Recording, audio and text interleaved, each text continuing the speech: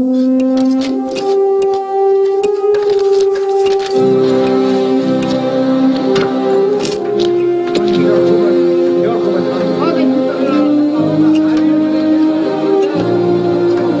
surveying the site of some ancient ruins, two young archaeologists, Derek and Margot, and their nomad friend Moki, find themselves trapped and sinking in a whirling pool of sand.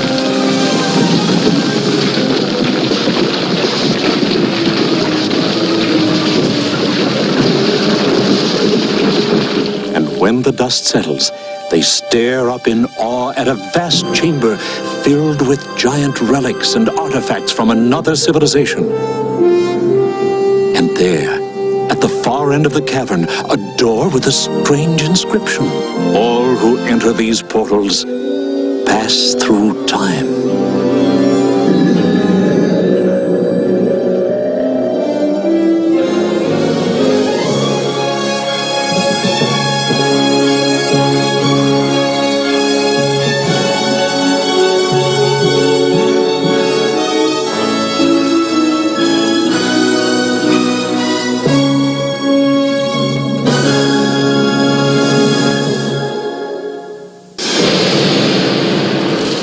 In the beginning, God created the heaven and the earth was formless and empty. And the Spirit of God was hovering over the waters. And God said, "Let there be light." And there was light. And God separated the light from the darkness and called the light day, and the darkness he called night.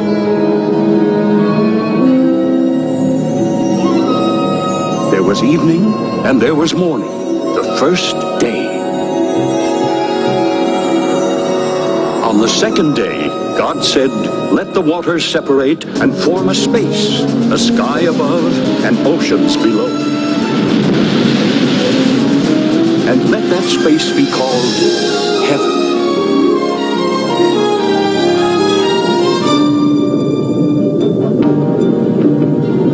On the third day, God said, "Let the waters be gathered into one place, and let dry land appear."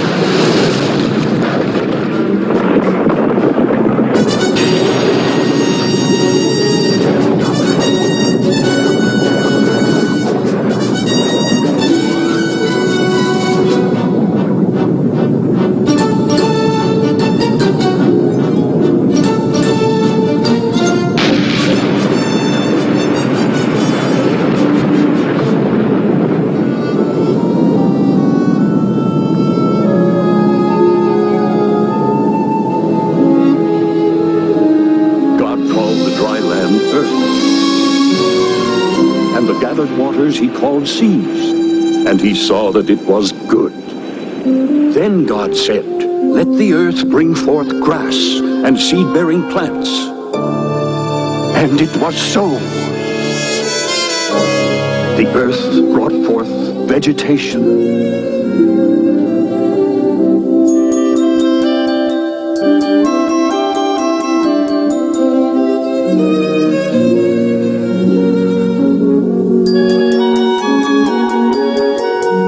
God saw that it was good.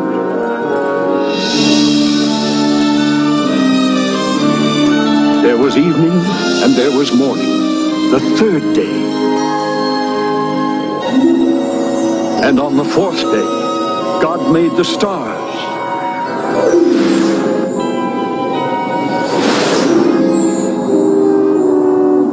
And he made the sun and the moon to divide day from night, and to mark the seasons and the years.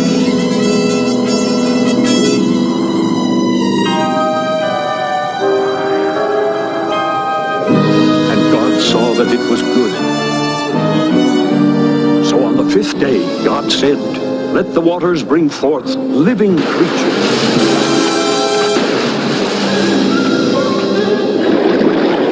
And there were great sea creatures and sea animals of all forms and shapes.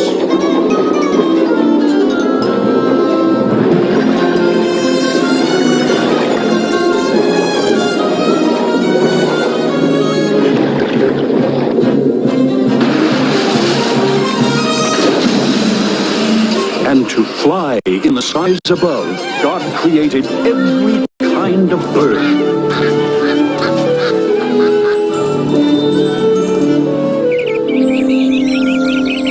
God saw that it was good.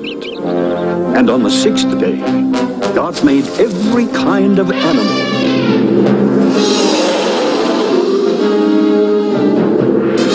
The beasts of the field.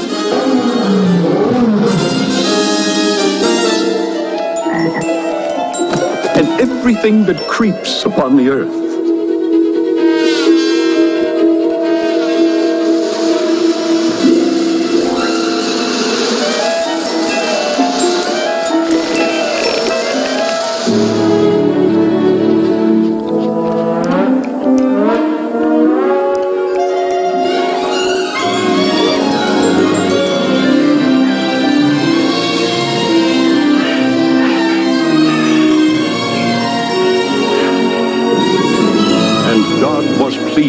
And said, let us make man in our own image, in our own likeness. And so, from dust of the ground, God formed man and breathed into his nostrils the breath of life. Man became a living soul.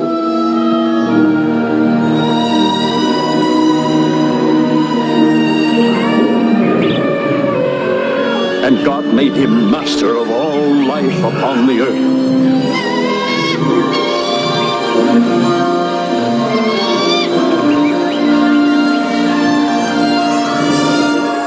And on the seventh day, God rested.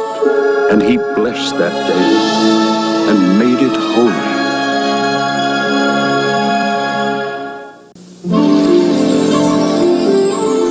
Planted a garden eastward in Eden, and there he put the man whom he had formed, the man called Adam. And God told Adam to tend and care for the Garden of Eden, and to eat freely of the fruit of its trees. All but one tree, this one, the tree of knowledge of good and evil. God warned Adam that eating the fruit of this tree would make him know right and wrong, good and evil, and he would be doomed to die.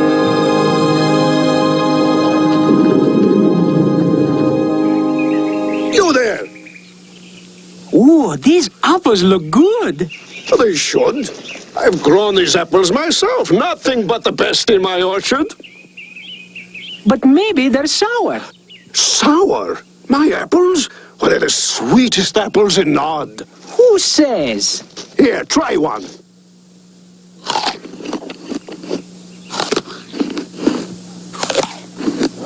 Well, am I not right? Sour. Sour? Impossible! Let's settle this, Margot and Derek. Are these apples sour or not?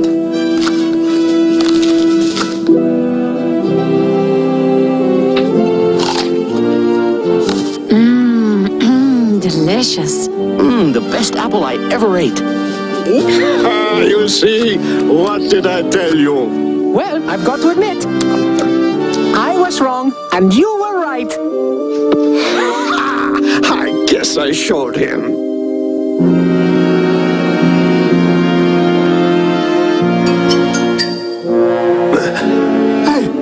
Hey, come back here, you tricksters! Come back here!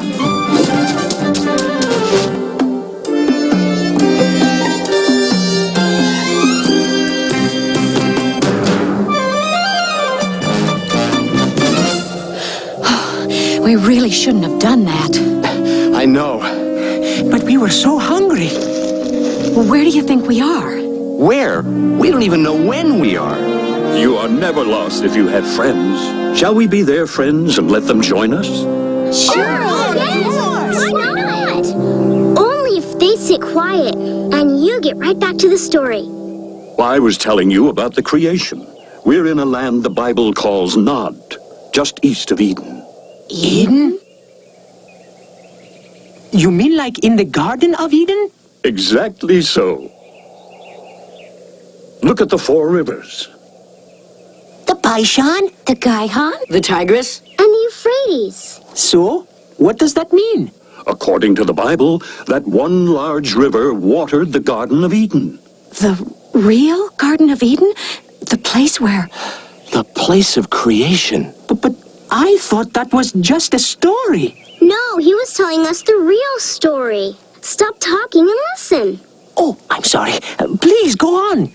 All the creatures in the Garden of Eden were at peace with themselves and with Adam, except one. And this one was the craftiest and most hate-filled of all God's creatures, the serpent.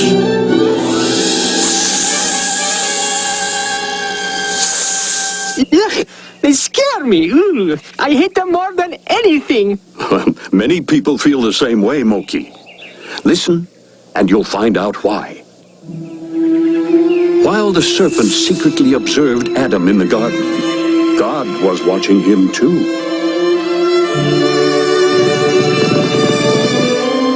You all have someone to be with. One of your own kind. Adam had named all the animals and all the birds, but he had no companion, no one to help him. So God caused him to go into a deep sleep.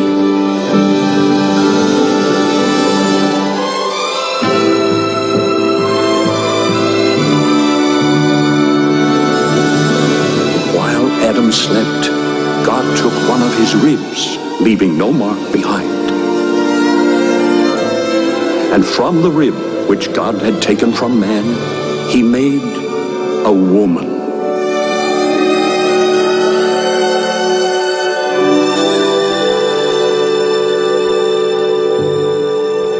I am here to be with you.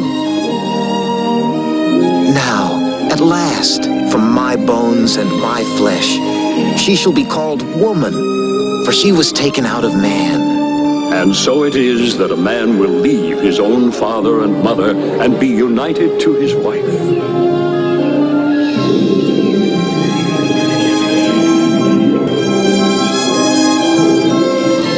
Like the animals, they were both naked, the man and his wife, and were not ashamed. All was innocence, and their Garden of Eden was paradise. Look at all that beautiful fruit. I think I'll try some. No, Eve, no! What's the matter? God forgive me. What is it, Adam? What have you done? It's not what I've done, it's what I haven't done. I haven't told you about this tree and its fruit. God made only one rule for us in this garden. We are never to eat any fruit from this tree. This is the tree of knowledge of good and evil. And if we disobey God and eat from it, we will die. Die? What does that mean? It means an end. An end to all we have here, everything. An end to this perfection. That is the tree of life. Its fruit gives us eternal life. We may eat from it and live forever. But we may not eat from this tree over here. If that is God's rule, we must accept it. Yes. It's too bad, though. The fruit really does look delicious. Yes, it does. I know it does. Yes. Yes. The fruit of this tree is delicious. No, please, no more about creepy, crawly, slimy snakes. But this one can talk. Oh, that's the worst kind. Oh, it looks like rain. Yes, let's move under the awning. At my father's place. Father, have you seen Khalif? Seth, I told you. Khalif is your snake. He's your responsibility, not mine. Khalif, where are you? Oh, I hope he hasn't run off. Khalif! If you see him, I'll be with the storyteller. Here, for the storyteller and your friends. Oh, thank you, Father. Oh, I hate snakes. So, what else would my son have for a pet? Thank your father for us all, Seth. He is a generous man. And his apples are the best ever. Well, I'm glad you're happy, Moki, because now I'm afraid we have to return to the crafty serpent. Oh, no, you know I don't like snakes. Yes, Moki. Adam and Eve and the most famous or infamous serpent in history. Oh! I'm sorry if I startled you. Where's Adam? He's, tending to the olive trees. Oh, but all your pretty fruit is bruised now. Come, I'll show you the sweetest delight in the garden as a surprise for Adam. Really? Come. All right. Here. But this is the one tree in the garden we cannot touch. This is the forbidden fruit. Did God really say you must not eat from any tree in the garden? Surely not. We may eat the fruit of any tree in the garden, except for the tree in the middle of the garden. God has forbidden us to either touch or eat the fruit of that tree, for if we do, we shall die. You believe that nonsense? Of course you will not die. But God knows that as soon as you eat it, your eyes will be opened, and you and Adam will be like gods yourselves. You will know good and evil. the fruit here is truly beautiful. Hello, little friend. Come, let's go find Eve. Go ahead. Taste it. Find out for yourself. But Adam... Will be pleased. You will make him wise, a god, and you will become his goddess. See? You touched it, and nothing happened. Now, taste it.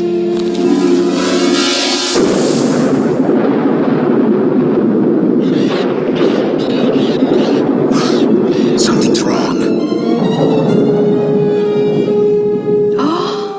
It is extraordinary. Adam will be so pleased. I will? About what? About this. Take a bite. You'll love it. Well, it looks good. Yes.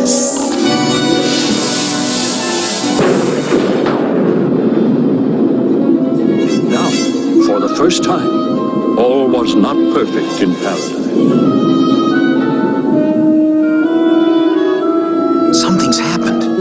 Something's not right. I feel... Yes. I feel strange. Naked. Yes. So do I. The fruit. We ate the forbidden fruit. Quick! We must hide ourselves. But as the day grew toward evening, they heard the sound of God moving through the garden. Adam and Eve hid, afraid for what they had done. And from that moment forward, man has known good and evil. Adam and Eve made simple clothes for themselves from the fig leaves in the garden. So, what happens next? Go on. Oh, I can hardly wait. Khalif! You found my pet snake, Moki. Thanks. Thanks a lot. Oh, you're welcome. As I was saying, God called to Adam and Eve. Adam, where are you? I heard your voice, and I was afraid because I was naked, so I hid. Who told you you were naked? Have you eaten from the forbidden tree? The woman you put here with me, she gave me some fruit from the tree, and I ate it. Woman, what is this you have done? The serpent. The serpent tricked me. And I ate... Serpent! You are cursed above all cattle and above every beast of the field. On your belly you shall fall, and dust shall you eat all the days of your life. The woman shall be your enemy, and her children the enemy of your children. Go, Adam. Go, Eve. Out of the Garden of Eden. Out of this garden forever.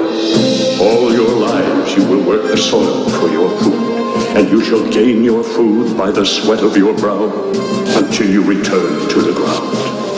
For dust you are, and to dust you shall return. So God drove Adam and Eve out of the garden.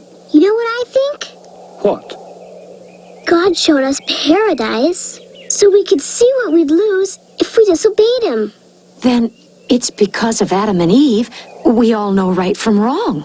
And we know we'll have to work and sweat for whatever we get. Just like me. I tended the orchards myself and harvested them too. Would you like some? There wouldn't be a serpent with you, would there? Oh, I hate snakes too. Here, take these for your trip. My son says you have a long way to go. Believe me, you have no idea. Why can't we go back to the garden again? Yes, why don't we just go out and find the garden ourselves? None of us will ever return to the Garden of Eden.